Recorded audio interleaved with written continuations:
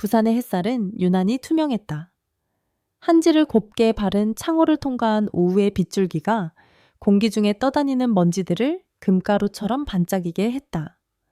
고즈넉한 한복집 화연 H와 전, 오래된 삼나무 족자에 나프탈렌 냄새와 묵은 비단 냄새가 섞여 시간이 멈춘 듯한 공간을 채웠다. 김순자 육취 시인은 마루에 앉아 바느질에 몰두하고 있었다. 그녀의 무릎 위에는 빛바랜 옥색 명주, 저고리가 놓여 있었다. 10년 전 먼저 세상을 떠난 남편이 가장 아끼던 옷이었다. 해진 소매 끝을 꿰매는 순자의 손길은 능숙했지만 그 움직임은 마치 의식처럼 더디고 경건했다. 한 땀 한 땀. 바늘이 옷감을 통과하는 소리만이 10년의 세월이 쌓인 정막을 가르고 있었다. 이걸 고쳐서 뭐 하나. 문득 그런 생각이 들었지만 그녀는 바느질을 멈추지 않았다. 남편의 채취가 사라진 지 오래인 이 옷을 만지는 것은 그녀가 과거와 연결되는 유일한 방법이었다. 여자 김순자는 남편과 함께 땅에 묻었다고 이제 남은 것은 화연의 주인이자 시집간 딸의 엄마, 그리고 손녀의 할머니인 김순자뿐이라고 매일같이 스스로에게 되뇌었다. 그때였다. 딸랑. 가게 문에 달린 낡은 풍경이 맑은 소리를 내며 정적을 깨뜨렸다. 순자는 무심코 고개를 들었다. 역광 때문에 한 남자의 실루엣만 보였다. 훤칠한 키와 다부진 어깨. 남자는 문을 닫고 안으로 들어서며 잠시 멈춰 가게 안을 둘러보는 듯했다. 오후의 햇살이 그의 등 뒤에서 후광처럼 비쳤다. 계십니까? 낮고 부드러운 중저음의 목소리가 묵직하게 공간을 울렸다. 그 목소리에 순자의 심장이 이유 없이 철렁 내려앉았다. 그녀는 저고리를 무릎 옆에 단정히 내려놓고 몸을 일으켰다. 어서 오십시오. 가까이 다가온 남자의 모습이 뚜렷해졌다. 50대 초반으로 보이는 군더더기 없이 깔끔한 인상이었다. 짧게 자른 머리와 검은 뿔테 안경이니 지적인 분위기를 풍겼다. 한복을 좀 보러 왔습니다. 남자의 시선이 가게를 천천히 훑었다. 벽면을 가득 채운 색색의 비단과 정갈하게 걸린 한복들을 바라보는 그의 눈빛은 단순한 손님의 그것이 아니었다. 마치 오래된 작품을 감상하는 감정가의 눈빛이었다. 어떤 용도로 찾으십니까? 혼주복이신가요? 아니면 행사용이신가요? 순자의 기계적인 물음에 남자는 희미하게 웃었다. 전통 혼례 촬영에 쓸 신랑 관복을 대여하고 싶습니다. 아, 촬영용이시군요. 순간 결혼하시나 봐요라는 말이 튀어나올 뻔했다. 그녀는 서둘러 입을 다물었다. 주책이야 김순자. 나이든 여자가 젊은 남자에게 시시콜콜 묻는 것만큼 보기 흉한 것도 없다고 늘 생각해왔다. 남자는 순자의 속마음을 읽기라도 한 듯 말을 이었다. 제가 신랑은 아니고 사진작가입니다. 전통 문화를 전문으로 찍고 있습니다. 그는 품에서 명함 한 장을 꺼내 공손히 내밀었다. 명함에는 포토그래퍼 이준호라는 이름과 함께 고풍스러운 기와를 배경으로 한 로고가 새겨져 있었다. 사진작가시군요. 순자는 명함을 받아들고 짧게 답했다. 그녀는 애써 그의 얼굴을 마주보지 않으려 했다. 하지만 그의 시선은 집요하게 그녀의 얼굴 정확히는 그녀의 눈에 머물고 있었다. 마치 렌즈를 통해 피사체를 탐색하듯 깊고 진중한 눈빛이었다. 10년 만에 처음이었다. 한 남자가 자신을 여자로 인식하고 바라본다는 느낌. 등줄기가 저릿해지며 낯선 긴장감이 온몸을 감쌌다. 치수를 재겠습니다. 이쪽으로 오시죠. 순자는 서둘러 몸을 돌려줄 자를 집어들었다. 어색한 분위기를 깨고 싶은 마음이 간절했다. 그녀가 그의 등 뒤로 다가가자 은은한 비누향이 코끝을 스쳤다. 어깨가 넓으시네요. 줄자로 그의 어깨 너비를 재며 순자가 무심코 말했다. 단단한 근육의 감촉이 줄자를 통해 전해져 오는 듯했다. 운동을 따로 하지는 않습니다만 큼직한 카메라를 들고 다니다 보니 그런가 봅니다. 준호가 담담하게 대답했다. 그의 목소리는 등 뒤에서 들려왔지만 마치 귓가에 속삭이는 것처럼 가깝게 느껴졌다. 순자는 마른 침을 삼키며 서둘러 가슴둘레와 팔 길이를 쟀다. 그의 몸에 손이 닿을 때마다 저도 모르게 호흡이 가빠졌다. 다 됐습니다. 안쪽에서 맞는 옷을 찾아 드리겠습니다. 순자는 창고 쪽으로 걸음을 옮겼다. 하지만 준호는 따라오지 않고 가게 중앙에 서서 말했다. 이곳 아주 멋진 공간이군요. 주인장의 손길이 느껴집니다. 그의 칭찬에 순자의 발걸음이 우뚝 멈췄다. 30년 넘게 이 자리를 지켰으니 제 손때 말고는 남은 게 없지요. 30년이라. 대단하십니다. 혹시 가게 이름인 화연은 어떤 의미입니까? 고을 후화 고을 연추한. 제 남편이 지어준 이름입니다. 곱고 아름다운 인연을 만드는 곳이 되라는 뜻으로요. 스스로도 놀랐다.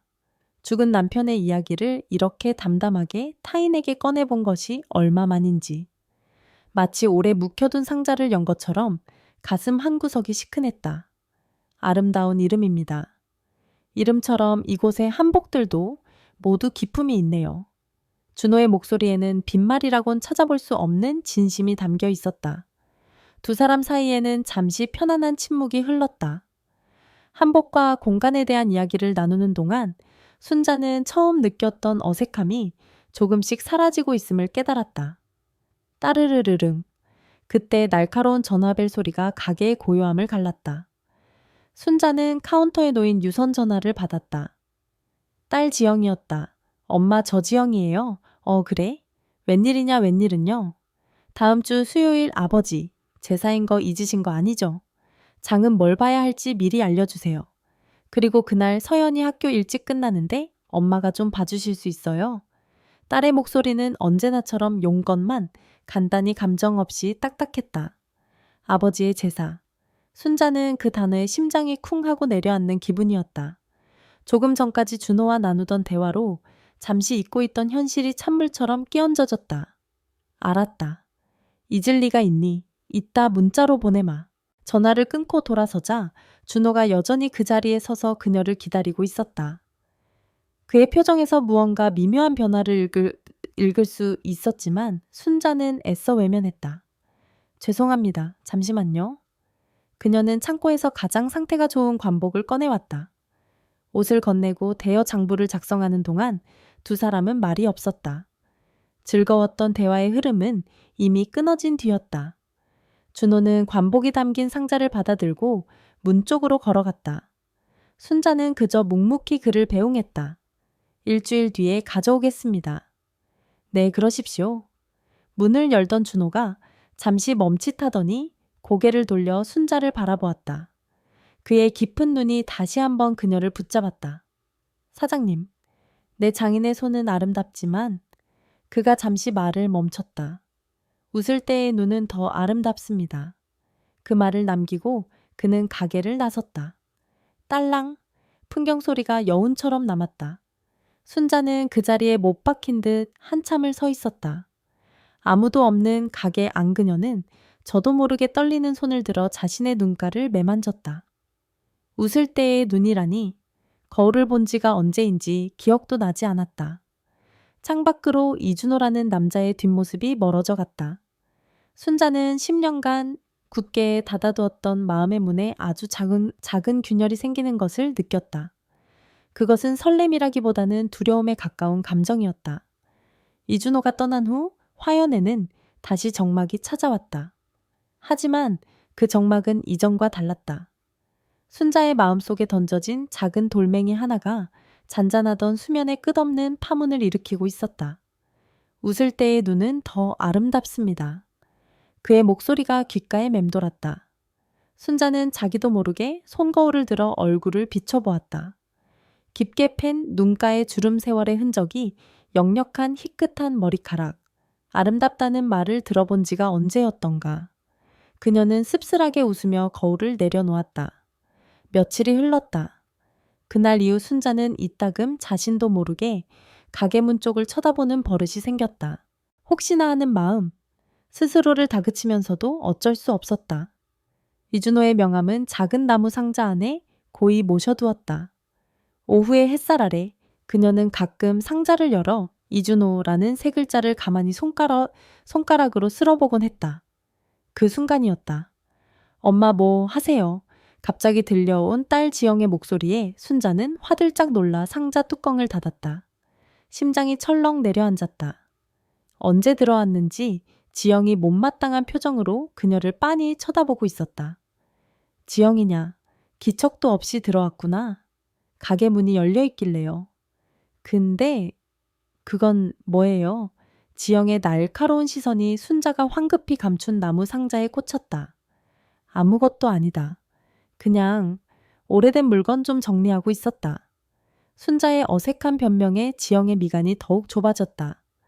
딸은 예리했다. 엄마의 작은 변화도 놓치는 법이 없었다. 지영은 더는 묻지 않았지만 그 눈빛에는 의심이 가득했다. 서연이 주려고 반찬 좀 가져왔어요. 그리고 아버지 제사상에 올릴 과일 뭐로 할지 정하셨어요. 미리 주문해야 한다고요. 지영은 일부러 아버지 제사라는 말을 강조했다. 엄마에게 현실을 일깨워 주려는 듯 순자는 가슴이 답답해졌지만 애써 태어난 척 대답했다. 그래 고맙다. 과일은 내가 알아서 할 테니 신경 쓰지 마라. 모녀의 대화는 짧고 건조했다. 지영은 반찬통을 내려놓고는 금방 떠났다. 하지만 그녀가 남기고 간 차가운 공기는 한동안 가게 안을 맴돌았다. 순자는 다시 혼자가 되어서야 비로소 막혔던 숨을 길게 내쉬었다. 그 후로 이토니 우주노는 정말 일을 핑계로 화연을 자주 찾았다. 사장님, 지난번에 빌려간 관복 말입니다만 혹시 조선 후기 양식에 대해 좀 더 여쭤봐도 될까요? 이 원단은 어느 지방에서 주로 쓰이던 겁니까? 그는 늘 정중했고 질문은 전문적이었다. 순자는 30년 장인의 지식을 총동원해 그의 질문에 성심성의껏 답해주었다. 대화는 자연스럽게 한복의 역사에서 전통문화 전반으로 이어졌다. 함께 이야기하는 시간은 즐거웠다. 순자는 자신이 다시 생기를 찾아가는 것을 느꼈다.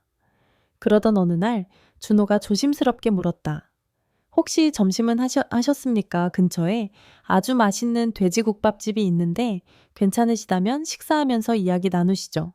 자문료라고 생각하십시오. 순간 망설였다. 가게를 비울 수도 없었고 무엇보다 단둘이 밥을 먹는다는 것이 마음에 걸렸다. 하지만 자문료라는 그의 말은 거절하기 힘든 명분이 되어주었다. 그럼 그러지요. 국밥집은 소박하고 따뜻했다 했다. 뜨끈한 국물이 속을 채우자 얼어붙었던 마음까지 녹는 기분이었다. 준호는 깍두기를 그녀의 앞으로 밀어주며 다정하게 말했다. 여기 깍두기가 일품입니다. 많이 드십시오. 그 작은 배려에 순자의 마음이 또 한 번 흔들렸다. 순자가 가게로 돌아왔을 때 화연 앞에는 불청객이 서 있었다. 시어머니 명자였다. 8순이 넘은 노인은 허리는 굽었지만 눈빛만은 형형하게 살아있었다. 어딜 싸돌아다니다 이제 오는 개냐 명자의 목소리는 대모처럼 날카로웠다. 어머니 어쩐 일이세요? 내가 내 아들 가게에 오는데 이유가 있어야 하느냐. 명자는 가게 안으로 성큼성큼 들어서더니 대뜸 남편의 사진이 놓인 작은 탁자로 향했다. 전향했다. 그녀는 흰 장갑을 낀 손으로 액자 위를 쓱 훑었다. 쭈쭈뚜뚜 내 서방 사진에 먼지 낀 것 좀 보거라. 내가 이럴 줄 알았지. 주인이 마음이 콩밭에 가 있으니 죽은 사람이 찬밥 신세구나. 어머니 매일 아침 닦습니다. 닦는 사람 눈에만 보이는 먼지가 있는 법이다. 명자는 순자의 대꾸를 무시하며 일방적으로 쏘아붙였다. 그녀에게 순자는 며느리 아가일 뿐 독립된 인격체가 아니었다. 그녀는 순자에게 아들의 제삿날을 잊지 말라는 말을 10번쯤 반복하고 나서야 자리를 떴다. 시어머니가 남긴 상처와 모멸감에 순자는 한참 동안 자리에 주저앉아 있었다. 그때 가게 문이 다시 열렸다. 지영이었다. 딸은 방금 전 준호와 함께 가게로 들어서는 엄마의 모습을 멀리서 본 것이 틀림없었다. 엄마. 지영의 목소리는 얼음장처럼 차가웠다. 할머니 다녀가셨어요. 또 잔소리 하셨겠네요. 별 말씀 없으셨다. 거짓말 마세요. 엄마 표정만 봐도 알아요. 지영은 한숨을 푹 쉬더니 결심한 듯 입을 열었다. 방금 그 남자 또 왔었죠? 일 때문에 온 거다. 일지영은 코웃음을 쳤다. 그녀는 성큼성큼 엄마에게 다가와 목소리를 낮췄다. 하지만 그 낮은 목소리에는 서슬퍼런 경고가 담겨 있었다. 엄마 그 나이에 젊은 놈한테 사기나 당하지 마세요. 젊은 놈. 그 경멸적인 단어가 비수처럼 순자의 가슴에 박혔다. 얼굴이 화끈거리고 피가 거꾸로 솟는 기분이었다. 하지만 아무 대꾸도 할 수 없었다. 세상에 공짜는 없어요. 다 꿍꿍이가 있으니 접근하는 거라고요. 아시겠어요? 지영은 자기 할 말만 쏟아내고는 매정하게 돌아섰다. 순자는 온몸에 힘이 빠져나가는 것을 느끼며 의자에 주저앉았다. 딸의 말이 틀렸다고 자신 있게 말할 수 없었다.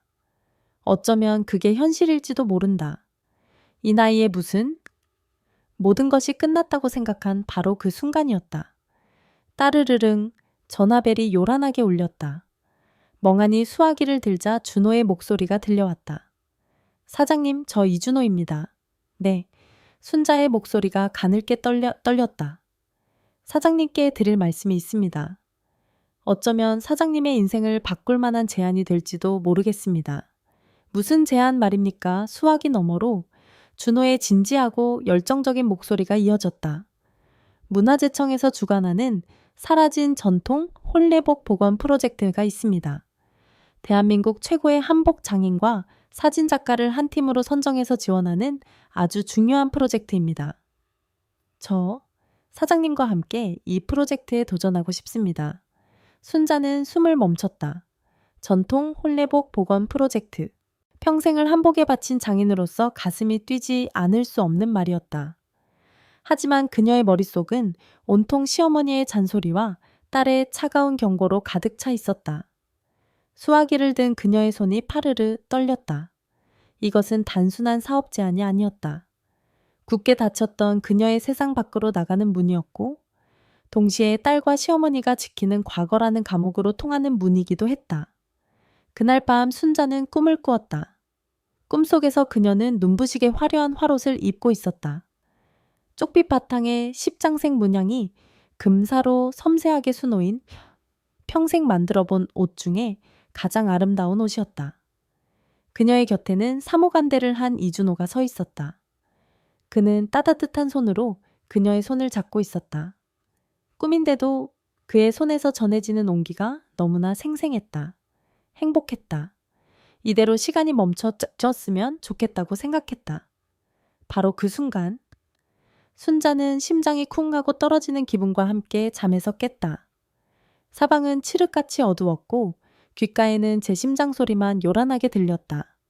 차가운 식은땀이 등을 타고 흘렀다. 그녀는 천천히 고개를 돌렸다.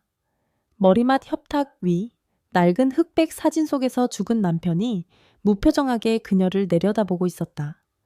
마치 당신 지금 무슨 꿈을 꾸고 있는 거요? 라고 꾸짖는 듯했다. 죄책감이 파도처럼 밀려왔다. 순자는 이불을 머리끝까지 뒤집었었다. 어둠 속에서 그녀는 속삭였다. 미안해요, 여보. 미안해요. 다음 날 순자는 굳게 마음을 먹었다. 헛된 꿈은 꾸지 말자. 분수를 알자. 그녀는 평소보다 더 일찍 가게 문을 열고 청소에 몰두했다. 마음속의 번뇌를 털어내려는 듯 바닥을 닦고 또 닦았다. 오후가 되자 이준호가 화연을 찾아왔다. 어제 전화기 너머로 들었던 목소리보다 훨씬 더 진중한 얼굴이었다. 그의 손에는 두툼한 서류 봉투가 들려 있었다. 사장님, 어제 말씀드린 프로젝트입니다. 그는 마루에 서류들을 펼쳐놓았다. 문화재청의 공식 공문 프로젝트의 상세한 개요 지원 조건과 심사 기준까지 모든 것이 체계적이고 분명했다. 전국의 장인들을 대상으로 하지만 사실상 심사위원들이 눈여겨보는 분은 몇 분 안 됩니다. 그리고 저는 그 중에서 김순자 사장님이 단연 최고라고 생각합니다. 준호의 목소리에는 흔들림 없는 확신이 담겨 있었다. 순자는 침을 삼켰다. 장인으로서의 피가 끓어올고 올랐다. 잊고 있던 열정이 명예욕이 희미하게 고개를 들었다. 하지만 동시에 딸의 차가운 목소리가 환청처럼 들려왔다. 그 나이에 젊은 놈한테 사기나 당하지 마세요. 왜? 하필 접니까? 순자의 목소리가 가늘게 떨렸다. 사장님 말고는 아무도 생각나지 않았습니다. 준호는 잠시 말을 멈췄다가 조심스럽게 자신의 이야기를 꺼냈다. 사실 저도 비슷한 상처가 있습니다. 오래 사귄 사람이 있었는데 결혼을 약속하고 파혼당했습니다. 이유는 자세히 말씀드리기 어렵지만 제 개인적인 이유 때문이었습니다. 그 일로 한동안 아무것도 못하고 사람 만나는 것도 두려웠습니다. 제 자신이 망가진 것 같았죠. 그의 눈빛에 언뜻 깊은 슬픔이 스쳐 지나갔다. 순자는 그가 왜 이런 이야기를 하는지 알 수 없었지만 왠지 모르게 그의 상처가 남의 일 같지 않게 느껴졌다. 그런데 어느 날 폐가 입힌 들꽃을 사진에 담다가 깨달았습니다. 제 본질은 사진작가라는 걸요. 상처가 저를 규정하는 게 아니라 제 일이 저를 증명한다는 걸 알았습니다. 사장님을 처음 배웠을 때 저는 사장님의 손에서 그와 같은 장인의 혼을 보았습니다. 그래서 함께하고 싶었습니다. 일로써 서로를 다시 증명해 보이고 싶었습니다. 그의 말은 진심이었다. 순자는 더 이상 그의 눈을 피할 수 없었다. 그녀의 마음은 인정하고 싶지 않을 정도로 흔들리고 있었다. 하지만 두려움이 더 컸다. 사람들의 시선, 딸의 반대, 시어머니의 비난, 그리고 무엇보다 스스로를 속일 수 없었다. 이것이 단순히 일이 아니라는 것을. 순자는 떨리는 손을 감추며 자리에서 일어났다. 그리고 차갑게 스스로에게 다짐하듯 말했다. 과분한 제안이지만 저는 못합니다. 사장님, 이준호 작가님은 젊고 유능한 분이시니 더 좋은 파트너를 구하실 수 있을 겁니다.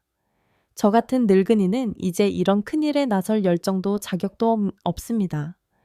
준호의 얼굴에 실망감이 스쳤다. 하지만 그는 포기하지 않고 물었다. 혹시 제가 불편하셔서 그러십니까? 순자는 그의 눈을 똑바로 마주 보았다. 그리고 가장 아픈 말을 꺼냈다. 네, 불편합니다. 우리는 사는 세상이 다릅니다. 그 말은 준회계뿐만 아니라 스스로에게 박는 목과도 같았다. 당신은 빛나는 세상에, 나는 그림자 같은 세상에 살고 있으니 더는 넘어오지 말라는 무언의 경고였다. 정적이 흘러렀다. 준호는 더 이상 아무 말도 하지 않았다. 그는 묵묵히 서류들을 정리해 봉투에 담았다. 그리고 고개를 숙여 인사했다. 알겠습니다. 귀한 시간 내주셔서 감사합니다. 그렇게 그는 떠났다. 순자는 그가 나간 문을 한참 동안이나 멍하니 바라보았다. 잘한 일이라고, 이게 맞는 거라고 스스로를 위로했지만 심장 한구석이 텅 비어버린 듯 시리고 아팠다. 그날 밤 순자는 바느질도 손에 잡히지 않아 일찍 가게 문을 닫았다. 텅 빈 집으로 돌아와 홀로 저녁을 먹었다. 밥알이 모래알처럼 껄끄러웠다. 모든 게 제자리로 돌아왔을 뿐인데 왜 이렇게 허전한 걸까? 그녀는 모든 것을 잊으려 애쓰며 잠자리에 누웠다. 그때 머리맡에 둔 휴대폰이 짧게 진동했다. 메시지 1건이 도착했습니다. 모르는 번호였다. 귀찮은 광고 문자이려니 생각하며 무심코 화면을 열었다. 그리고 그녀는 숨을 멈췄다. 화면에는 흑백 사진 한 장이 떠 있었다. 사진 속에는 그녀가 있었다. 한복, 옷고름을 매만지고 있는 옆모습. 창문으로 들어오는 빛이 그녀의 흰머리와 깊은 주름을 부드럽게 감싸고 있었다. 세상 모든 번뇌를 잊은 채 오직 일에만 몰두하고 있는 경건한 모습. 순자는 단 한 번도 본 적 없는 자신의 얼굴이었다. 사진 아래 짧은 글이 적혀 있었다. 이게 바로 장인의 세상입니다. 이준호가 보낸 흑백 사진은 순자의 밤을 송두리째 흔들어 놓았다. 그녀는 밤새 잠을 뒤척였다. 휴대폰을 껐다가도 궁금함을 이기지 못해 다시 켜서 사진을 들여다보기를 수십 번 반복했다. 사진 속 자신의 모습은 낯설었지만 분명히 살아 숨쉬고 있었다. 장인의 세상, 그 한마디가 잿더미 속에 묻혀있던 불씨처럼 그녀의 가슴을 뜨겁게 지폈다. 며칠 뒤 광안리 상인의 원래 모임이 있었다. 순자는 늘 그랬듯 구석자리에 조용히 앉아 있었다. 화제는 단연문화재청의 보건 프로젝트였다. 글쎄 지원금이 억소리 난다더라. 이번에 그거 따내면 팔자 고치는 거지. 아무나 하나 그게. 내로라 하는 장인들이 다 달려들 텐데 그때 길 건너에서 경쟁 한복집을 운영하는 유미경이 순자를 향해 교묘하게 말을 던졌다. 어머, 순자 언니. 언니야말로 이번 프로젝트의 딱인데. 30년 넘게 한 자리 지켰으면 명함이라도 내밀어 봐야지. 말투는 살가웠지만 그 안에는 가시가 숨어 있었다. 순자가 아무런 의욕 없이 가게만 지키고 있다는 것을 비꼬는 투였다. 나는 됐어. 이제 그런 거 나설 기력도 없다. 순자가 손사래를 치자 미경은 기다렸다는 듯이 목소리를 높였다. 에이, 언니도 참. 요즘 세상에 가만히 앉아 있는다고 누가 알아줘 발로 뛰고 얼굴도 비춰야지. 우리 같은 사람들은 실력만큼이나 인맥이랑 정보가 중요한 거 몰라. 나는 벌써 아는 사진작가랑 팀 꾸려서 서류 넣었잖아. 유미경의 목소리에는 승리를 확신하는 듯한 거만함이 가득했다. 그 순간 순자의 뱃속에서 무언가 끓어오르는 것이 느껴졌다. 늙고 기력 없는 사람 취급.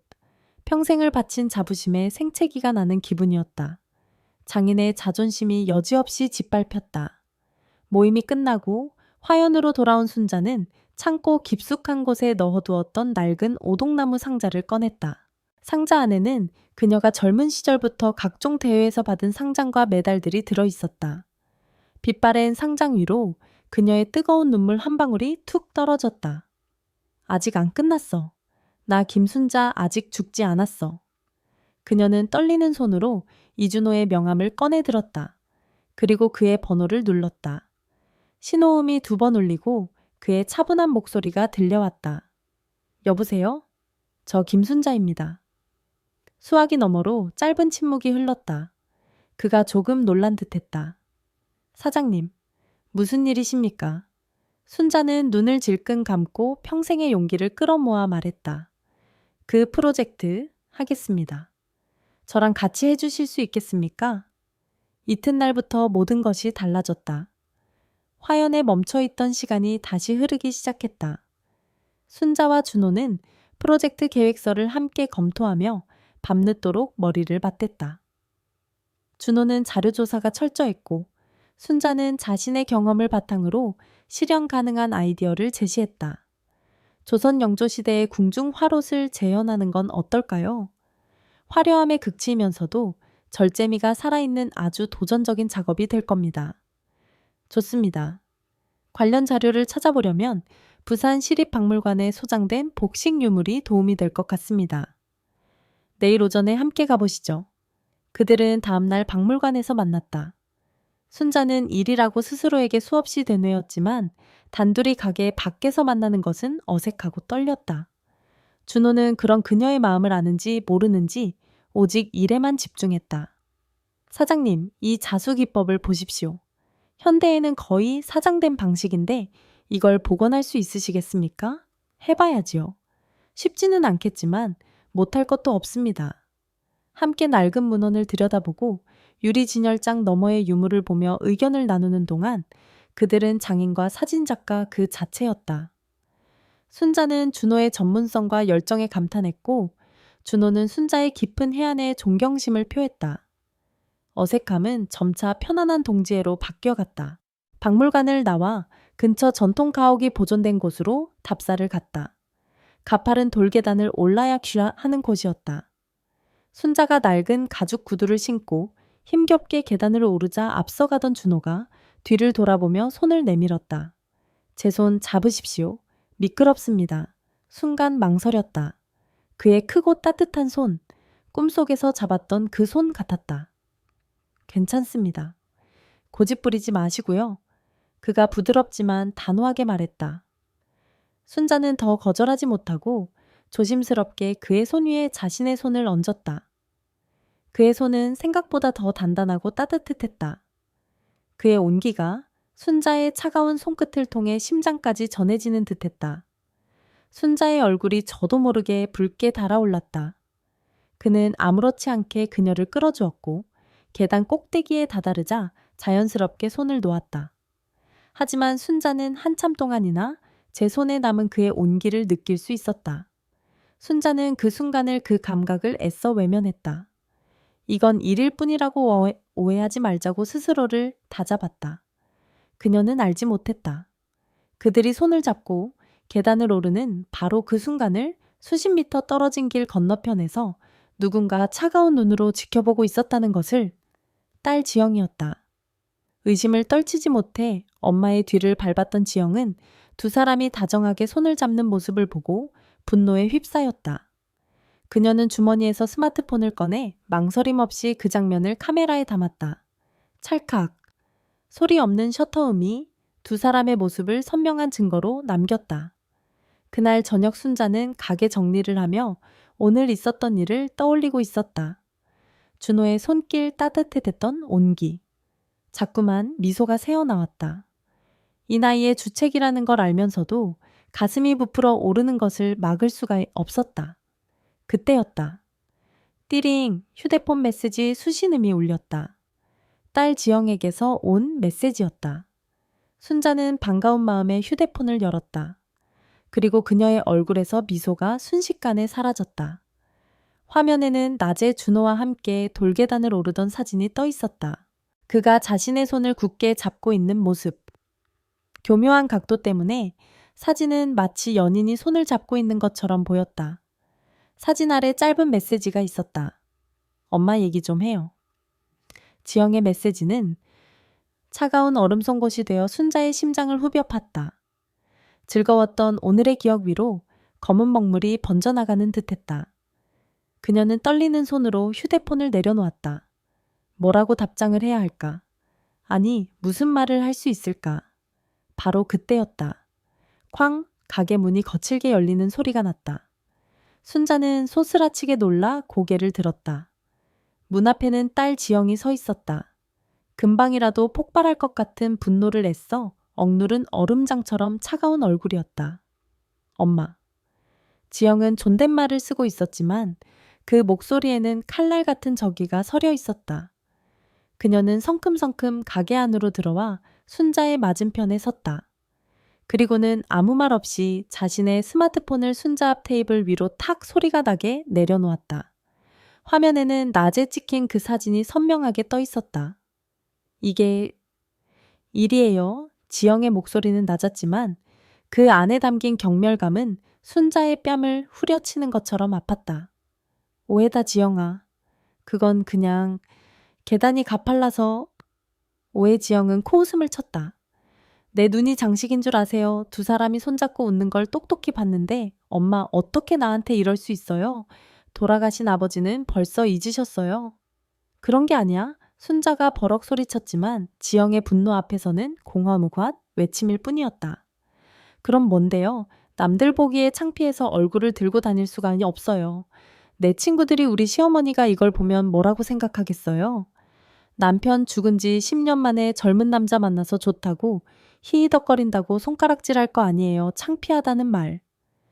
그 한마디가 순자의 마지막 자존심을 무너뜨렸다. 평생을 자식과 죽은 남편의 명예를 위해 살아왔다. 그런데 이제 와서 딸에게 창피한 존재가 되어버렸다. 눈앞이 캄캄해졌다. 제발 그만해라. 그만하긴 뭘 그만해요. 지영의 목소리는 점점 더 커졌다. 그동안 쌓였던 불안과 불만이 한꺼번에 터져나왔다. 그 남자가 순진한 엄마 등쳐먹으려는 사기꾼이면 어떡할 건데요? 이 화연이 어떤 곳이에요? 아버지가 평생을 바친 곳이고 할아버지 때부터 내려온 우리 집안의 자부심이라고요. 어디서 굴러먹던 놈인지도 모르는 남자한테 홀려서 이 모든 걸 날려버릴 셈이냐고요. 지영은 이성을 잃고 테이블을 손으로 내리쳤다. 쨍그랑. 그녀의 손에 부딪힌 작은 그릇이 바닥으로 떨어지며 날카로운 소리를 냈다. 하지만 그보다 더 끔찍한 일이 벌어졌다. 저녁을 대충 때우기 위해 꺼내놓았던 차가운 김칫국 그릇이 엎어진 것이다. 시뻘건 김칫국물이 하얀 테이블볼을 적시고 바닥으로 흘러내려 순자의 연보라색 한복 치마를 흥건히 적셨다. 순간 세상이 멈췄다. 이는 순자는 천천히 고개를 숙여 얼룩진 자신의 치마를 내려다보았다. 시큼한 김칫국 냄새가 코를 찔렀다. 그것은 단순한 얼룩이 아니었다. 딸이 그녀의 인생에 그녀의 자존심에 끼얹어버린 모욕의 증거였다. 10년간 억눌러왔던 모든 서름이 한꺼번에 폭발했다. 그녀는 천천히, 아주 천천히 고개를 들었다. 그녀의 눈은 더 이상 슬픔에 젖어 있지 않았다.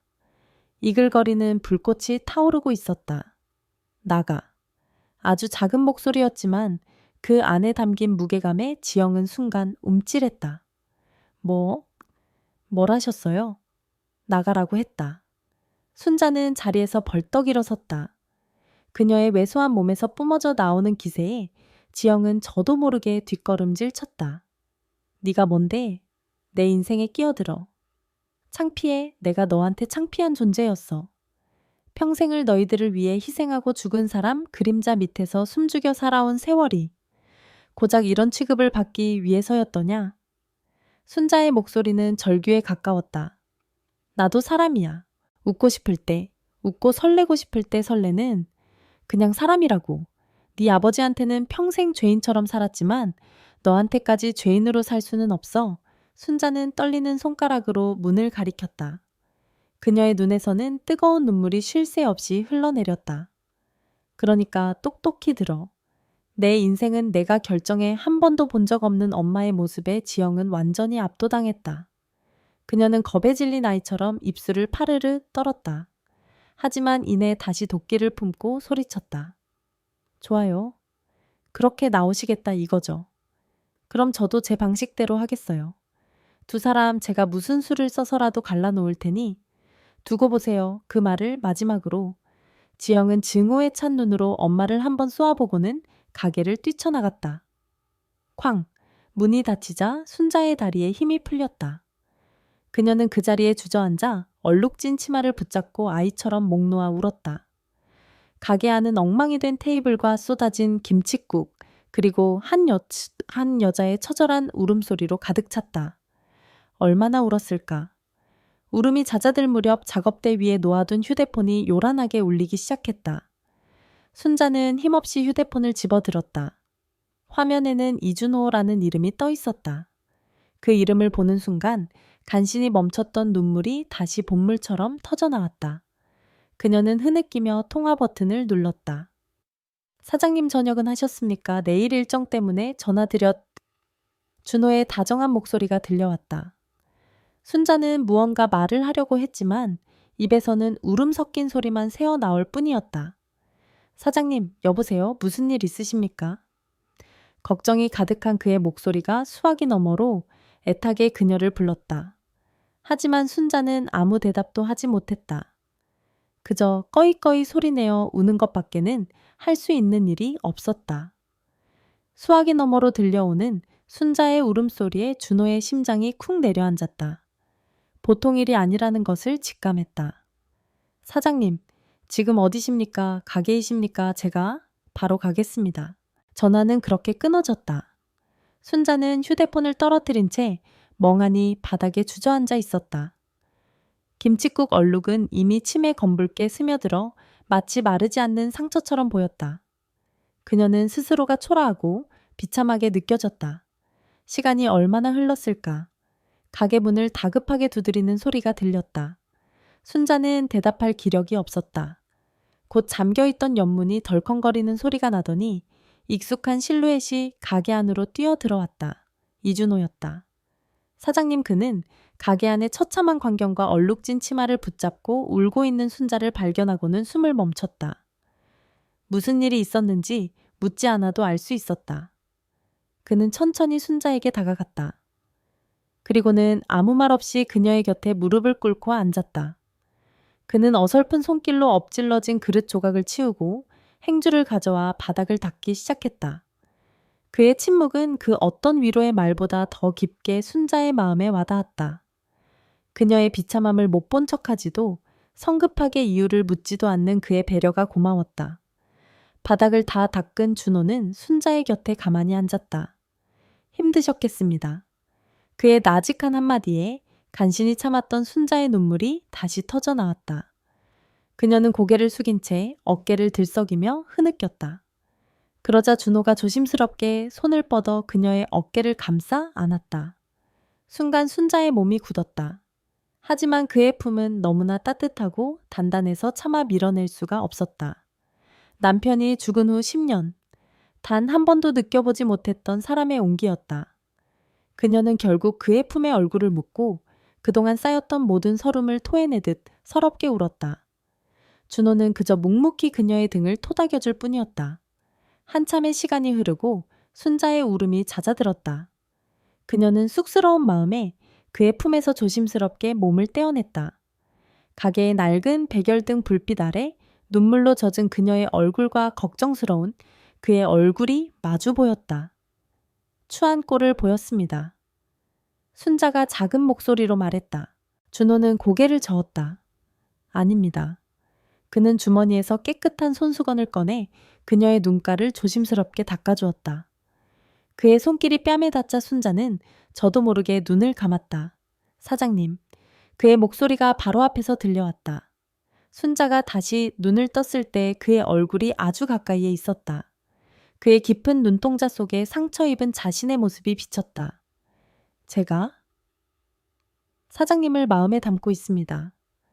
준호의 고백은 담담했지만 그 안에는 숨길 수 없는 진심이 담겨 있었다. 처음 뵌 날부터, 아니 어쩌면 그 이전부터 사진으로만 뵙던 사장님의 작품 속에서 이미 존경하고 있었는지도 모릅니다. 하지만 직접 뵌 순간 알았습니다.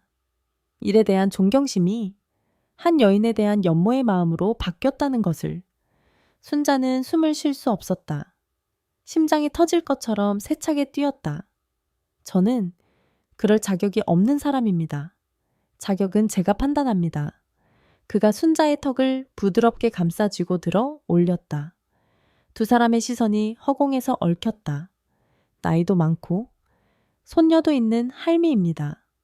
상관없습니다. 제겐 죽은 남편이 그 또한 상관없습니다. 저는 지금 제 앞에 있는 김순자라는 여인을 보고 있을 뿐입니다. 그 말을 끝으로 준호가 천천히 고개를 숙였다. 순자는 피해야 한다는 것을 알았지만 몸이 움직이지 않았다. 그녀는 저항 없이 그의 입맞춤을 받아들였다. 그의 입술은 따뜻하고 부드러웠다. 처음에는 조심스럽게 닿았다가 점차 깊고 애틋하게 변해갔다. 그것은 단순한 욕망이 아니었다. 상처받은 영혼을 감싸 안는 위로이자 세상의 모든 편견에 맞서겠다는 약속과도 같은 키스였다. 순자는 그의 목을 감싸 안았다. 눈가에서 마지막 눈물 한 방울이 흘러내렸다. 키스는 달콤하면서도 짰다. 얼마나 시간이 흘렀을까. 두 사람의 입술이 천천히 떨어졌다. 서로의 가쁜 숨소리만이 고요한 가게 안을 채웠다. 준호는 순자의 이마에 자신의 이마를 기댄 채 눈을 감고 속삭였다. 사장님께 전부 말씀드려야 할 것 같습니다. 순자는 말없이 그를 바라보았다. 그는 결심한 듯 천천히 입을 열었다. 그리고 누구에게도 꺼내지 못했던 자신의 가장 깊은 상처와 비밀을 고백하기 시작했다. 제가 파혼당한 이유, 제 몸 때문입니다. 신체적인 문제예요. 준호의 목소리가 미세하게 떨렸다. 두 가지가 있습니다. 첫째는 제가 타고나길 남들보다 훨씬 크게 태어났습니다. 의사도 드문 경우라고 하더군요. 그리고 젊은 시절 군대에서 철없는 객기로 몸에 구슬을 몇 개 박았습니다. 순간 순자의 머릿속이 하얘졌다. 구슬. 너무나 생경하고 충격적인 단어였다. 전 약혼녀는 처음에는 제 크기에 놀라 힘들어했고 나중에는 구슬의 존재를 알고는 저를 괴물이라고 불렀습니다. 도저히 감당할 수 없다고 혐오스럽다고 했습니다. 그의 목소리는 고통으로 잠겨 있었다. 순자는 그의 아픔이 고스란히 느껴져 가슴이 미어지는 듯했다. 그 후로 여자가 무서워졌습니다. 또다시 상처를 줄까봐 거절당할까봐. 그래서 오늘 사장님께 모든 것을 고백하는 겁니다. 혹시라도 우리가 더 깊은 관계가 되기 전에 사장님마저 저를 괴물처럼 볼까봐 두렵습니다. 그의 고백이 끝나자 가게 안에는 무거운 침묵이 흘렀다. 준호는 고개를 숙인 채 순자의 반응을 기다리고 있었다. 그의 어깨는 미세하게 떨리고 있었다. 순자는 두려웠다. 그의 몸에 대한 상상, 그리고 미지의 것에 대한 공포. 하지만 그보다 더 큰 감정이 그녀의 마음을 채웠다. 그것은 바로 연민이었다. 한 남자가 겪었을 깊은 고독과 수치심에 대한 마음 아픈 공감이었다. 순자는 떨리는 손을 뻗어 그의 뺨을 감쌌다. 그가 놀라 고개를 들었다. 저를 보세요. 순자의 목소리는 떨렸지만 눈빛은 단호했다. 시간을 좀 주세요. 솔직히. 저도 두렵습니다.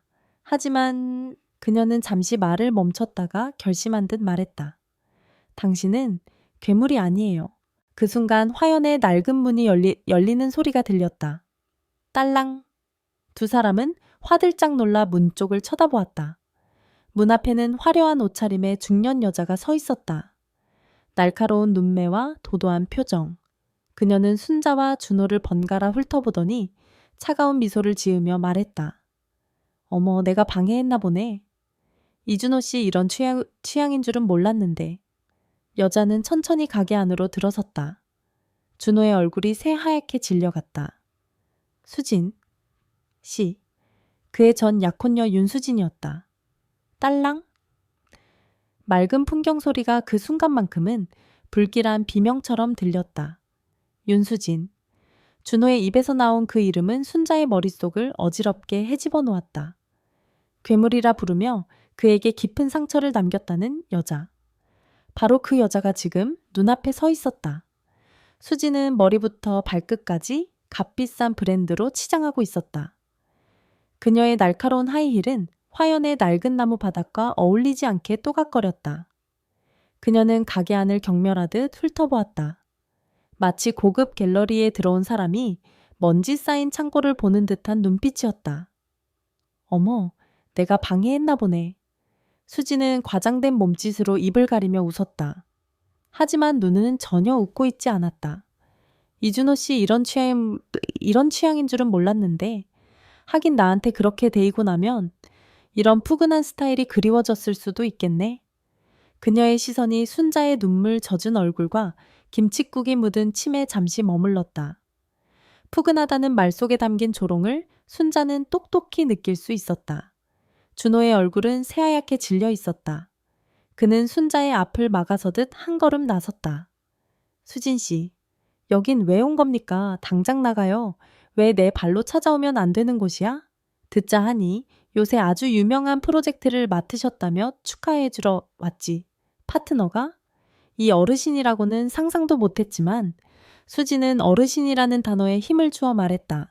그녀는 순자에게 한 걸음 다가서며 마치 비밀을 속삭이듯 교활하게 물었다. 그런데 사장님은 아시나 몰라 우리 준호 씨가 가진 그 특별한 문제 말이에요. 감당하기가 영 쉽지 않을 텐데. 그것은 순자를 향한 말이 아니었다. 준호의 가장 아픈 상처를 후벼 파서 순자의 눈앞에 전시하려는 잔인한 의도였다. 순자는 온몸의 피가 차갑게 식는 것을 느꼈다. 이 여자는 자신과 준호를 함께 무너뜨리기 위해 이곳에 왔다. 그만하라고 했소. 준호가 버럭 소리쳤지만 수지는 어깨를 으쓱하며 비웃을 뿐이었다. 바로 그 순간이었다. 쾅 가게 문이 이전보다 훨씬 더 난폭하게 열렸다. 문지방이 부서질 듯한 소리와 함께 시어머니 명자가 살기등등한 얼굴로 들어섰다. 그녀의 뒤에는 겁에 질린 듯 그러면서도 어쩔 줄 몰라 하는 지영이 서 있었다. 명자는 딸의 손에 이끌려 오는 길에 무슨 말을 들었는지 얼굴 전체가 분노로 시뻘겋게 달아올라 있었다.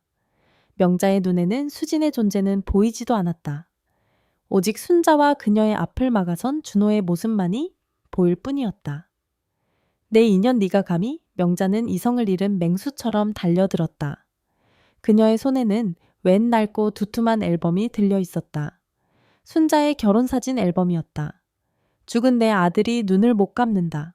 눈을 못 감아 10년을 수절하며 조신하게 살지는 못할 망정 어디서 굴러먹던 젊은 놈을 가게 안까지 끌어들여 명자는 손에 들고 있던 앨범을 바닥에 그대로 내동댕이쳤다. 쿵! 묵직한 소리와 함께 앨범이 터지며 그 안에 꽂혀있던 수십 장의 사진들이 사방으로 흩어졌다. 앳된 얼굴의 순자와 그녀의 죽은 남편이 행복하게 웃고 있는 사진들. 그들의 과거와 행복했던 기억들이 차가운 바닥 위를 어지럽게 나뒹굴었다. 수진의 입가에 희미한 미소가 번졌다. 생각지도 못한 구경거리에 흥미롭다는 듯 그녀는 팔짱을 낀 채 이 모든 상황을 즐기고 있었다. 어머니 제발 그만하세요. 순자가 울부짖었지만 명자의 분노는 멈추지 않았다. 이 화연이 어떤 곳인데 내 아들의 피와 땀이 밴 곳이야. 그런데 네가 감히 이 신성한 곳에서 외간 남자와 놀아나 이 집안에 먹칠을 해도 유분수지 죽은 내 아들 얼굴에 똥칠을 하는구나. 명자의 저주 섞인 외침이 순자의 고막을 찢고 심장을 핥히었다. 전 약혼녀의 조롱, 시어머니의 저주, 흩어진 결혼사진, 그리고 이 모든 것을 시작한 딸의 겁먹은 얼굴. 순자는 더 이상 버틸 수 없었다. 세상이 빙글빙글 돌기 시작했다. 눈앞이 흐려지며 귀가 먹먹해졌다. 그녀의 다리에서 힘이 풀려나갔다. 아, 짧은 신음과 함께 그녀의 몸이 실이 끊어진 인형처럼 바닥으로 무너져 내렸다. 그녀는 흩어진 자신의 과거 사진들 위로 힘없이 쓰러졌다. 사장님 준호의 절박한 외침이 들렸다. 그는 더 이상 명자나 수진과 말을 섞지 않았다. 그는 쓰러진 순자에게 달려가 그녀를 부축하려 했다. 그리고는 분노로 이글거리는 눈으로 두 여자를 노려보며 쓰러진 순자의 앞을 온몸으로 막아섰다. 이제 그만들 하시죠. 그의 목소리는 얼음처럼 차가웠다. 가게안. 바닥에 쓰러져 가쁜 숨을 몰아쉬는 순자. 그녀를 지키려는 듯 버티고 선 준호. 증오로 몸을 떠는 명자. 이 모든 상황을 즐기는 수진. 그리고 자신이 벌인 일의 끔찍한 결과를 마주하고 공포에 질린 지영. 화연의 시간은 그렇게 지옥 속에서 멈춰섰다. 준호의 얼음장 같은 목소리에 아주 잠시 정적이 흘렀다. 그는 쓰러진 순자를 온몸으로 감싸 안은 채 마치 어미, 곰처럼 경계심을 늦추지 않았다. 이것들이 지금 내 앞에서 연애질이야. 명자가 다시 악을 쓰려 했지만 지영이 겁에 질려 그녀의 팔을 붙잡았다. 할머니 제발 그만하세요 엄마. 엄마가 이상해요. 지영의 눈에는 뒤늦은 후회와 공포가 가득했다. 이 모든 것이 자신이 초래한 일이라는 끔찍한 현실이 그녀를 짓누르고 있었다. 준호는 더 이상 그들과 말을 섞지 않았다. 그는 순자의 귓가에 나직이 속삭였다. 사장님 정신 차리세요. 제가 있습니다. 그리고는 명자와 수진, 지영을 향해 마지막 경고를 날렸다. 지금 당장 여기서 나가지 않으면 경찰을 부르겠습니다. 주거 침입과 영업방해, 폭행죄까지 각오하셔야 할 겁니다. 그의 눈빛은 한치의 농담도 없는 진심이었다. 명자는 분을 이기지 못해 씩씩거렸지만 경찰이라는 말에 기세가 한풀 꺾였다. 수지는 재미있는 연극이 끝났다는 듯 어깨를 한번 으쓱하고는 미련 없이 돌아섰다. 꼴 좋네 이준호. 잘해봐. 그녀는 마지막까지 조롱을 남기고 하이힐 소리를 내며 사라졌다. 지영은 울면서 명자를 부축해 밖으로 나갔다. 문이 닫히기 직전 그녀는 죄책감 가득한 눈으로 바닥에 쓰러진 엄마를 한 번 더 돌아보았다. 드디어 폭풍이 지나갔다. 이요? 화연 안에는 처참한 흔적만이 남았다. 흩어진 사진들, 깨진 그릇 조각, 그리고 두 사람의 거친 숨소리. 준호는 순자를 조심스럽게 부축해 안쪽 방으로 옮겼다. 그녀는 아무런 저항도 하지 못하고 솜처럼 축 늘어져 있었다. 그는 그녀를 이불 위에 눕히고 따뜻한 물수건을 가져와 차가워진 손과 얼굴을 닦아주었다. 제가 잠시 나갔다 오겠습니다. 문 잠그고 아무도 열어주지 마세요. 그는 뒷정리를 하려는 듯 밖으로 나갔다. 순자는 텅 빈 방에 홀로 누워 천장을 바라보았다. 아무 생각도 할 수는 없었다. 몸과 마음이 모두 산산조각난 기분이었다. 얼마나 지났을까? 순자는 비틀거리며 몸을 일으켰다. 그녀는 엉망이 된 가게로 다시 나왔다. 바닥에 흩어진 자신의 결혼 사진들이 눈에 들어왔다. 행복하게 웃고 있는 젊은 시절의 자신. 그녀는 그 사진들을 주워 담을 생각도 하지 못했다. 대신 가게 구석에 놓여있던 작은 술병에 손을 뻗었다. 명절 때 쓰려고 사두었던 독한 소주였다. 뚜껑을 열고 그대로 병째 들이켰다. 캬 하는 소리와 함께 불길 같은 술이 식도를 타고 흘러내렸다. 잊고 싶었다. 전 약혼녀의 경멸 시어머니의 저주딸의 분노, 그리고 초라한 자신의 모습까지 모든 것을 잊고 싶었다. 한 병을 다 비워갈 무렵 가게 뒷문 쪽에서 덜컹 하는 소리가 들렸다.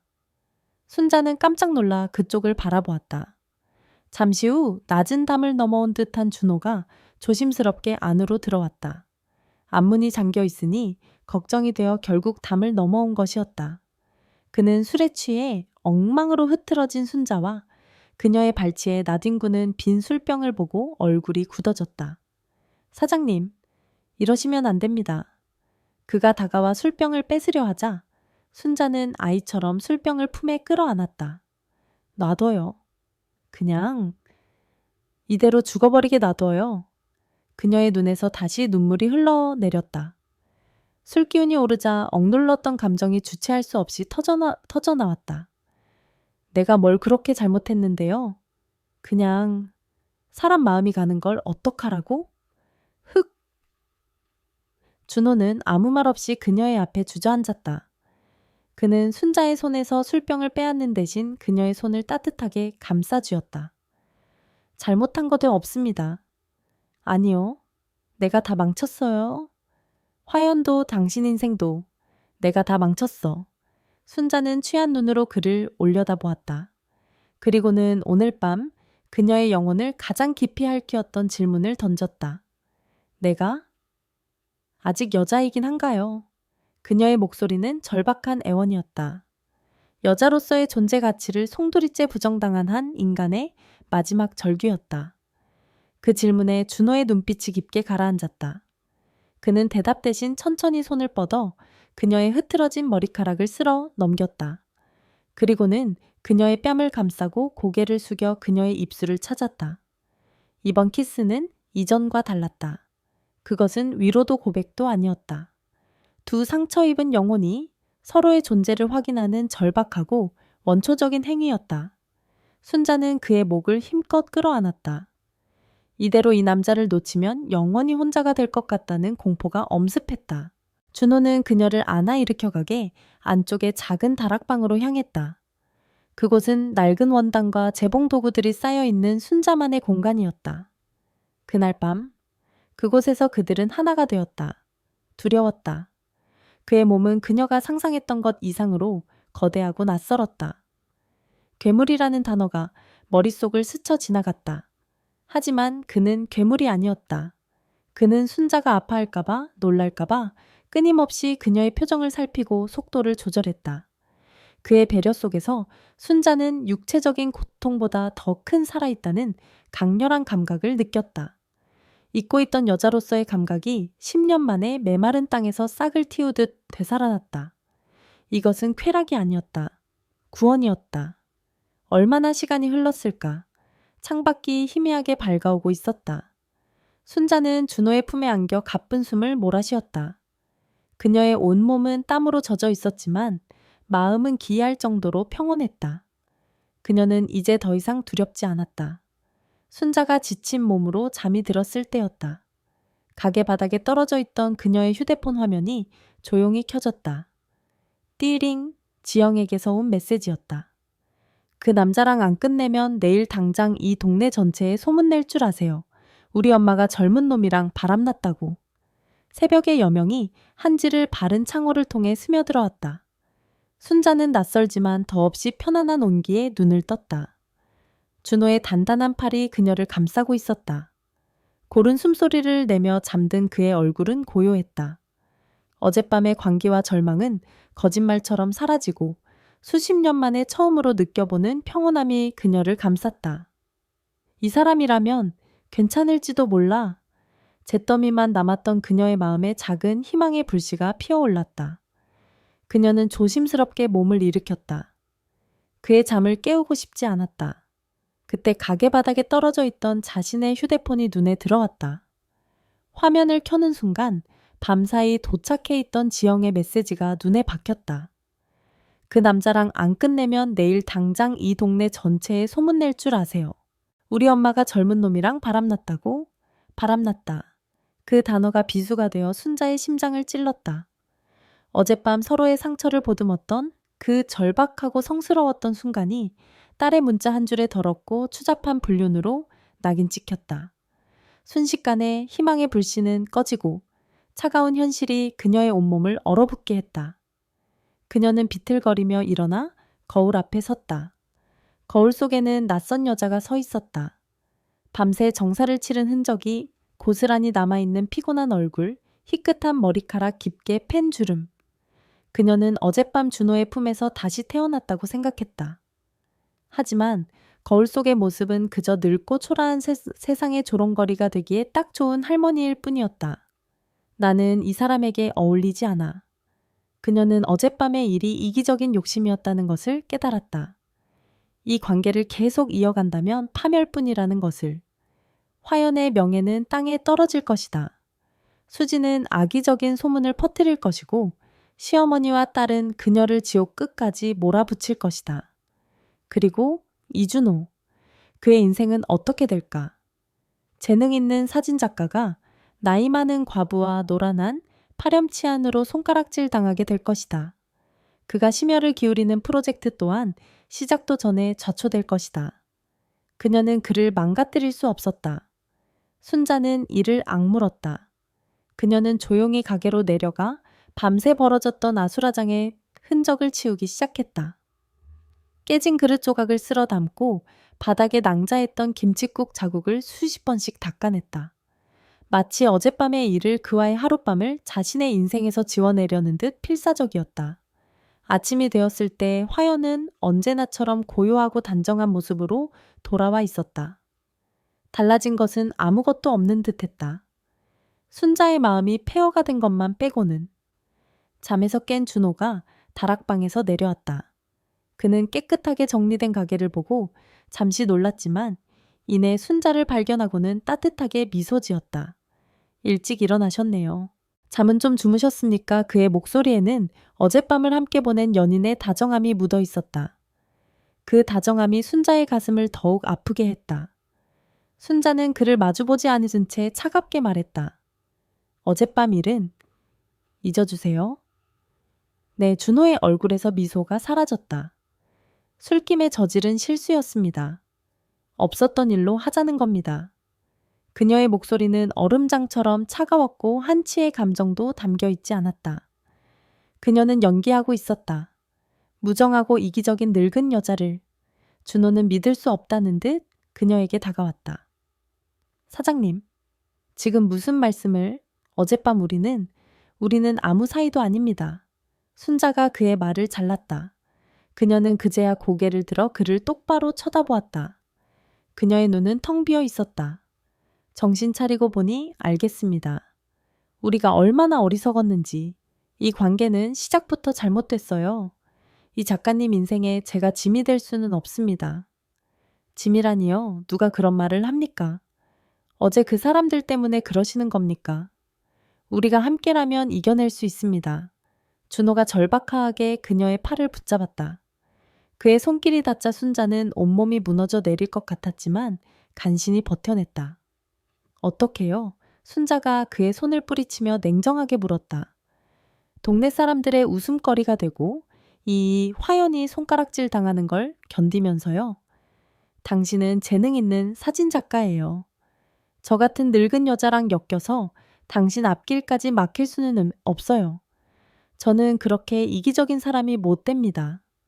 이기적인 게 아니라 사랑입니다. 왜 그 마음을 외면하려 하십니까? 사랑 순자는 비웃었다. 그건 한순간의 동정이고 착각일 뿐이에요. 제발 그만합시다. 프로젝트도 없던 일로 하죠. 그것이 결정타였다. 프로젝트마저 포기하겠다는 말에 준호의 눈빛이 절망으로 흔들렸다. 그는 모든 것을 잃은 사람처럼 허탈하게 웃었다. 알겠습니다. 그의 목소리는 힘없이 갈라져 있었다. 사장님 뜻이 정 그렇다면 어쩔 수 없지요.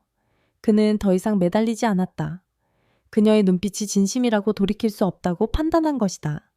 그는 잠시 순자를 바라보았다. 그의 눈에는 깊은 슬픔과 상처, 그리고 희미한 원망이 담겨 있었다. 몸조리 잘하십시오. 그 말을 마지막으로 그는 천천히 돌아섰다. 가지 마요. 순자는 속으로 절규했다. 지금이라도 달려가 그의 옷자락을 붙잡고 사실은 그게 아니라고, 당신 없이는 안 된다고 울며 매달리고 싶었다.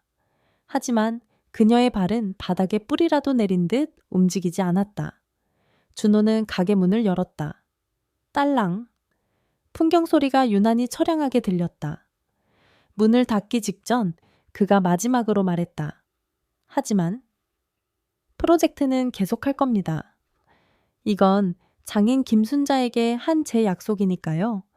그는 여자 김순자가 아닌 장인 김순자에게 선을 그었다. 그것은 이별을 받아들이겠다는 마지막 통보였다. 쾅! 문이 닫혔다. 그가 떠나자 순자를 지탱하고 있던 마지막 힘 모두 빠져나갔다. 그녀는 그 자리에 주저앉아 소리 없이 눈물을 흘렸다. 이제 화연에는 다시 그녀 혼자만 남았다. 더 깊고 더 차가운 고독 속에서. 이별 후 화연의 시간은 다시 멈췄다. 하지만 이전의 고요한 정적과는 달랐다. 텅 빈 공간에는 슬픔의 잔해들이 먼지처럼 내려앉아 있었다. 순자는 먹지도 자지도 않고 일에만 매달렸다. 그녀에게 바느질은 더 이상 생계나 예술이 아니었다. 찢어진 심장을 한 땀 한 땀 꿰매는 고통스러운 속죄이자 살아남기 위한 유일한 몸부림이었다. 그녀는 프로젝트의 주제로 열리지 리안리즈를 선택했다. 뿌리는 다르지만 줄기가 이어져 한 나무처럼 자라는 지극한 사랑을 상징하는 나무. 그녀는 짙은 쪽빛 비단 위에 은실로 열리지의 애틋한 모습을 수놓기 시작했다. 쪽빛은 멍든 그녀의 마음이었고 은실은 밤새 흘린 눈물이었다. 그녀의 손끝에서 피어나는 한복은 눈이 시리도록 아름다웠지만 그 아름다움 속에는 사무치는 슬픔과 비장함이 깃들어 있었다. 준호는 약속대로 일주일에 2번 가게에 들렀다. 그러나 두 사람 사이에는 투명한 유리벽이 가로막고 있는 듯했다. 원단은 준비됐습니까? 저기 마루 위에 올려두었습니다. 확인하고 연락드리겠습니다.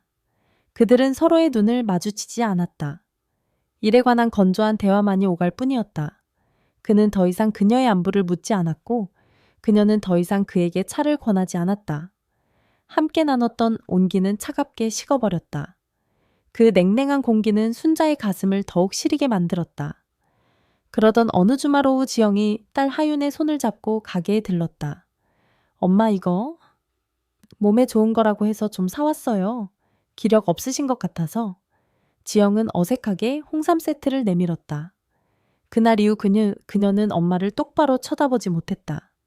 죄책감과 완고함 사이에서 갈피를 잡지 못하는 듯했다. 순자는 아무 말 없이 그것을 받아들었다. 고맙다는 말도 원망의 말도 나오지 않았다. 지영이 잠시 전화를 받으러 나간 사이 하윤이는 조용히 할머니 곁으로 다가왔다. 아이는 마네킹에 입혀진 쪽빛 화롯을 경이로운 눈으로 올려다보았다. 할머니 이 옷 슬퍼 보여. 10살짜리 아이의 순수한 한마디가 순자의 심장을 관통했다. 나무가 꼭 껴안고 있는데 울고 있는 것 같아. 순자는 아무 대답도 하지 못했다. 그저 아이의 머리를 몰차 쓸어줄 뿐이었다. 그날 밤 집으로 돌아가는 차 안에서 하윤이가 뒷좌석에서 조용히 말했다. 엄마. 응, 우리 딸. 나 아까 할머니 우는 거 봤어. 할머니 행복하지 않아. 지영은 순간 핸들을 쥔 손에 힘이 들어가는 것을 느꼈다. 아이의 말은 그 어떤 비난보다 더 아프게 그녀의 양심을 찔렀다. 자신이 엄마를 보호하고 있다고 믿었다. 하지만 그 결과가 엄마의 불행이라면 나는 정말 옳은 일을 한 걸까? 지영의 마음속에 처음으로 아주 작은 균열이 생기기 시작했다. 며칠 후 프로젝트 1차 심사 발표회가 열렸다. 발표회장은 부산시 문화회관의 작은 세미나실이었다. 심사위원 몇 명과 경쟁자들이 모인 긴장감 넘치는 공간이었다. 순자는 경쟁자인 유미경이 자신을 보며 짓는 비웃음을 애써 외면했다. 준호는 약속대로 발표 자료를 준비해왔지만 멀찍이 떨어진 곳에서 카메라만 만질 뿐 그녀에게 다가오지 않았다. 드디어 순자의 차례가 되었다. 그녀는 떨리는 다리로 단상 앞에 섰다. 마이크를 잡은 손이 축축했다. 안녕하십니까. 화연의 김순자입니다. 목소리가 기어들어갔다. 여기저기서 수군거리는 소리가 들리는 듯했다. 유미경의 입가에 걸린 미소가 더욱 짙어졌다. 그 순간 순자의 눈에 객석 뒤편에서 카메라 렌즈를 통해 자신을 보고 있는 준호의 모습이 들어왔다.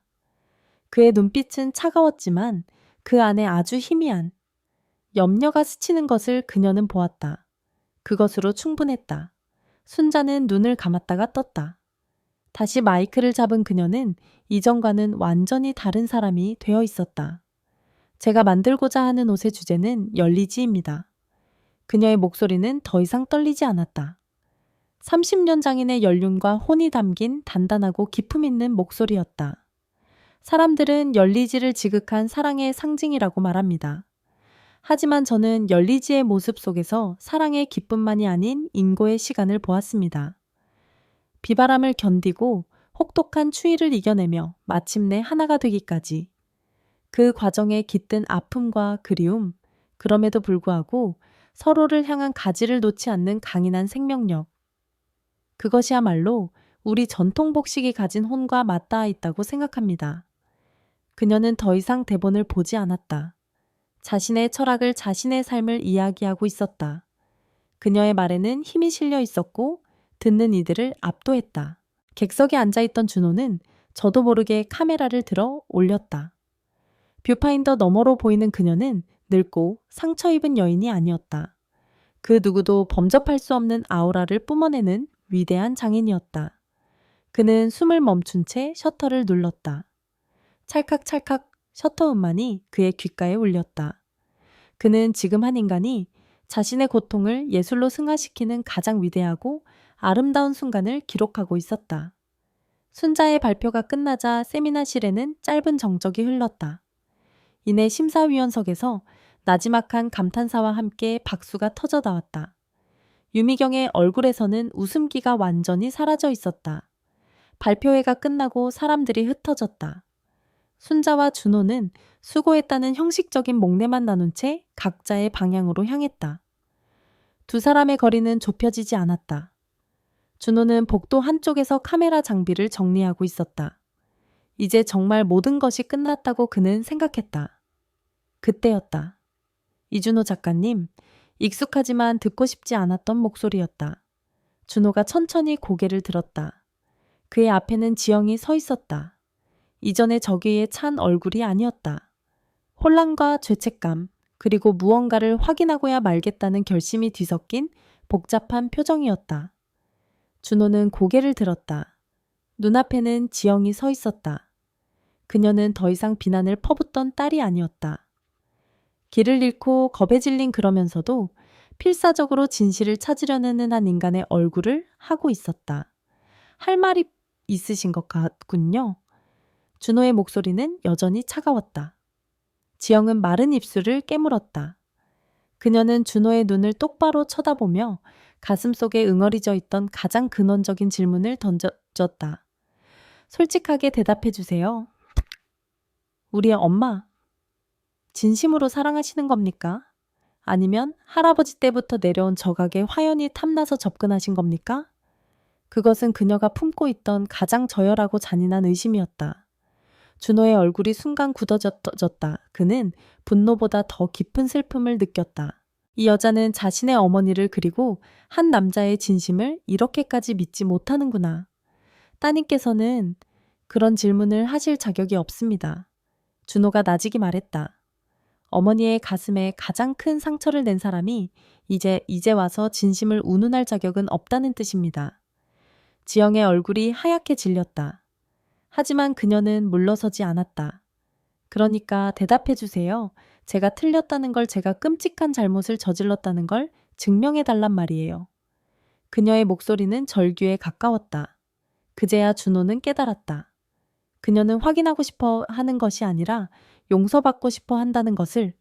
준호는 아무 말 없이 자신이 정리하던 노트북을 열었다. 그리고는 화면을 그녀 쪽으로 돌렸다. 화면에는 수십 개의 사진 폴더가 있었다. 그는 그중 하나를 열었다. 그 안에는 순자의 사진들이 가득했다. 화연에 처음 찾아간 날, 역광 속에서 자신을 돌아보던 그녀의 모습, 바느질에 몰두하던 장인의 손, 손님을 보며 희미하게 웃던 피곤한 미소, 그리고 1차 심사 발표회장에서 당당하게 자신의 철학을 이야기하던 눈부신 모습까지. 그것은 사기꾼이 증거를 수집하듯 찍은 사진이 아니었다. 한 남자가 사랑하는 여인을 자신도 모르게 기록한 애틋한 연애 편지와도 같았다. 이게 제 대답입니다. 준호가 말했다. 저는 사장님의 모든 순간을 존경했고 연모했습니다. 따님이 어머니를 창피한 늙은이로 볼 때 저는 세상과 맞서 싸우는 위대한 예술가를 보았습니다. 그는 다른 파일을 열었다. 거기에는 그가 수진에게서 받은 협박성 문자 메시지와 수진이 주변 상인들에게 교묘하게 악소문을 퍼뜨린 정황이 담긴 자료들이 정리되어 있었다. 따님께서 걱정하시던 소문은 그냥 생긴 게 아닙니다. 저 여자가 의도적으로 만들어낸 겁니다. 사장님과 저를, 그리고 이 프로젝트를 망가뜨리기 위해서요. 그리고 따님은 그 여자의 가장 완벽한 장기말이 되어 주었고요. 모든 진실이 눈앞에 펼쳐졌다. 사랑의 증거와 증오의 증거. 지영은 더 이상 서 있을 수 없었다. 그녀는 복도 벽에 등을 기댄 채 천천히 주저앉았다.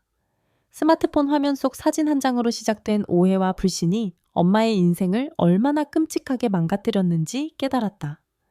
내가 내 손으로 엄마를, 그녀의 어깨가 가늘게 떨리기 시작했다. 후회의 눈물이 쉴 새 없이 흘러내렸다. 최종 심사 및 시상식 날. 행사장은 1차 심사와는 비교도 안 될 만큼 크고 화려했다. 지역 언론사와 방송사 카메라까지 동원되어 열기가 뜨거웠다. 순자와 준호는 이번에도 멀찍이 떨어져 앉았다. 두 사람 사이의 냉랭한 거리는 여전했다. 드디어 시상식이 시작되었다. 사회자가 무대에 올라와 장려상부터 차례로 호명했다. 경쟁자였던 유미경의 이름이 우수상에서 불렸다. 그녀는 애써 미소를 지으며 단상에 올랐지만 얼굴에는 실망한 기색이 역력했다. 이제 대상만 남았다. 행사장의 팽팽한 긴장감이 감돌았다. 사회자가 심사위원장에게 마이크를 넘겼다. 심사위원장이 수상자를 발표하려는 순간이었다. 잠깐만요, 질문 있습니다. 객석 한쪽에서 누군가 손을 번쩍 들었다. 모두의 시선이 그쪽으로 쏠렸다. 윤수진이었다. 그녀는 작은 예술 잡지 기자라도 되는 양교양 있는 척 미소를 지으며 일어섰다. 이번 프로젝트의 공정성에 대해 한 가지 여쭙고 싶습니다. 장내가 술렁이기 시작했다. 수진은 준호와 순자를 번갈아 쳐다보며 독이 묻은 목소리로 말했다. 최종 후보에 오른 김순자 장인과 이준호 작가. 두 분의 사적인 관계가 이번 심사에 혹시 어떤 영향을 미치지는 않았는지 공식적인 답변을 듣고 싶습니다. 그것은 질문이 아니었다. 공개적인 저격이었다. 행사장은 찬물을 끼얹은 듯 조용해졌다. 심사위원들은 당황한 기색이 역력했고 기자들의 카메라 플래시가 미친 듯이 터지기 시작했다. 준호가 벌떡 일어나 무어라 소리치려 했다. 그 순간 순자가 그의 팔을 나직이 잡았다. 그녀는 고개를 저었다. 괜찮다는 눈빛이었다. 순자는 자리에서 천천히 일어섰다. 그리고는 조금의 흔들림도 없이 단상 위로 걸어 나갔다. 모든 사람들의 시선이 그녀에게 집중되었다. 그녀는 심사위원장에게 정중히 목례를 하고는 마이크를 넘겨받았다. 그녀는 객석의 수진을 잠시 바라보았다. 그리고는 나직하지만 장내의 모든 사람이 들을 수 있을 만큼 또렷한 목소리로 입을 열었다. 제 사적인 관계에 대해 질문하셨지요. 그녀는 잠시 숨을 골랐다. 한복 장인 김순자의 사랑은 저기 전시된 옷고름 하나, 바늘귀 하나에 전부 담겨 있습니다. 지난 30년간 제 모든 것을 바친 제 자부심이자 제 인생입니다. 그녀의 손가락이 무대 한쪽에 전시된 열리지 화롯을 가리켰다. 그리고 한 여자 김순자의 사랑은 행복할 권리입니다.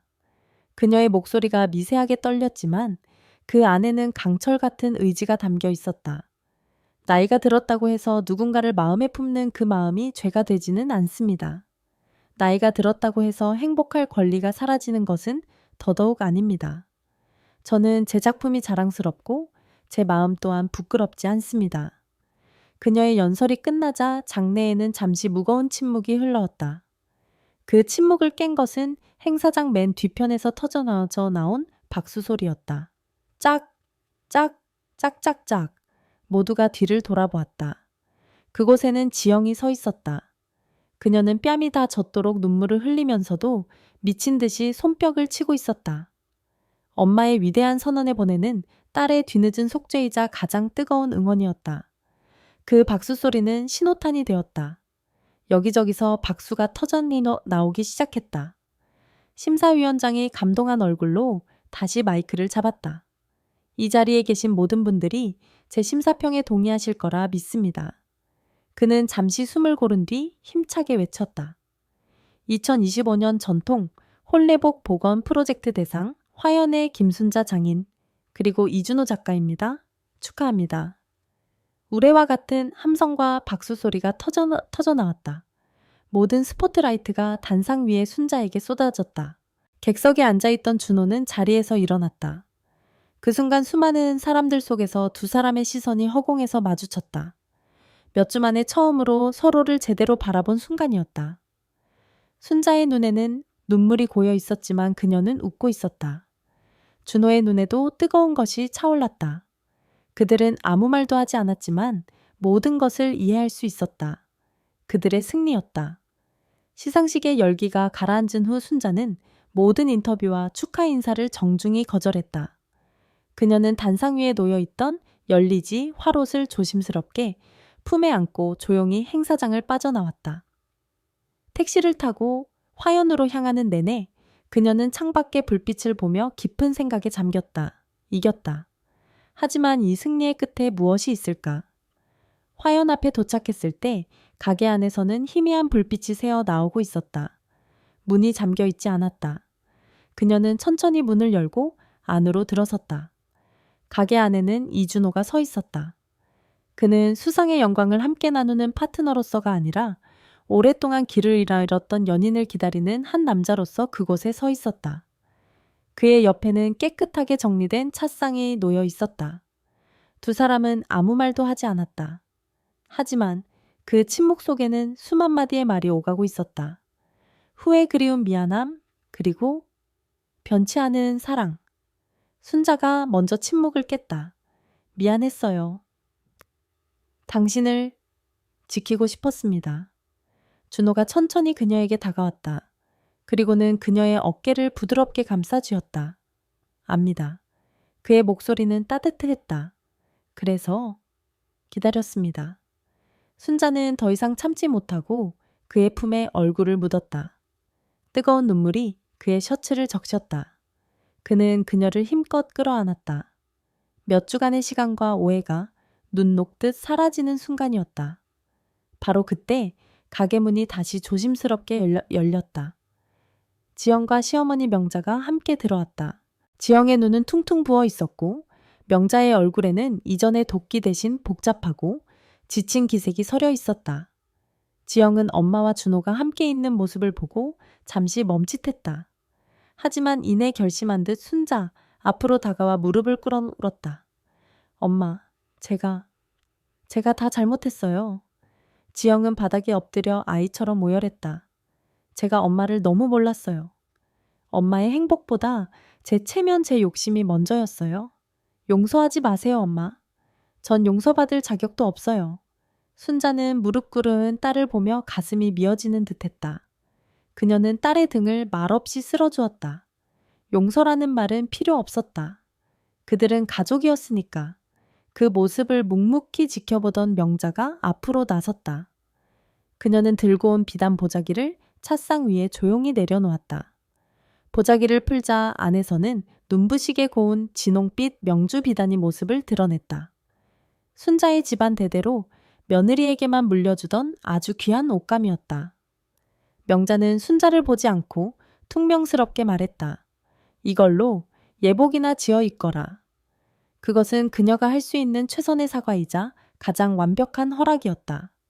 순자의 눈에서 또 한 번 눈물이 흘러내렸다. 이번 눈물은 슬픔이 아닌 뜨거운 감사의 눈물이었다. 1년 후 가을. 화연의 머미의 생일. 화연의 작은 마당에서 아주 특별한 혼례식이 열렸다. 하객이라고는 지영과 사위손녀 하윤, 그리고 이제는 순자를 진심으로 응원하게 된 상인의 언니들 몇 명이 전부였다. 순자는 진홍빛 명주 비단으로 직접 지은 한복을 입고 있었다. 그 옆에는 열리지 화롯을 복원하며 함께 디자인했던 푸른빛 쾌자를 입은 준호가 서 있었다. 그들이 함께 만든 11번째 한복이었다. 할머니 완전 예뻐요. 세상에서 제일 예뻐 화동이 된 하윤이가 꽃바구니를 들고 총총 뛰어다녔다. 지영은 눈물을 훔치며 그 모습을 카메라에 담았다. 신랑 이준호는 어떤 시련 속에서도 아내 김순자의 곁을 지키고 그녀가 세상에서 가장 위대한 장인이자 가장 행복한 여자로 살 수 있도록 평생을 바쳐 사랑할 것을 맹세합니까? 사회를 맡은 사위의 물음에 준호가 순자의 손을 힘껏 잡으며 대답했다. 네, 맹세합니다. 신부 김순자는 남편 이준호를 믿고 의지하며 기쁠 때나 슬플 때나 함께 웃고 함께 울며 남은 인생의 동반자가 될 것을 맹세합니까? 순자는 눈물이 그렁그렁한 채로 세상에서 가장 행복한 미소를 지으며 대답했다. 네, 맹세합니다. 작은 마당에 따스한 가을 햇살이 쏟아져 내렸다. 두 사람은 서로의 주름진 얼굴을 마주보며 웃었다. 그것은 완벽한 해피엔딩이었다. 그 후로 화연은 많이 달라졌다. 1층은 여전히 순자의 한복 작업실이었지만 2층 다락방은 준호의 사진 작업실이 되었다. 계단을 오르내리며 커피를 나누어 마시고 일에 대해 조언을 구하는 것이 그들의 행복한 일상이 되었다. 그들은 더 이상 혼자가 아니었다.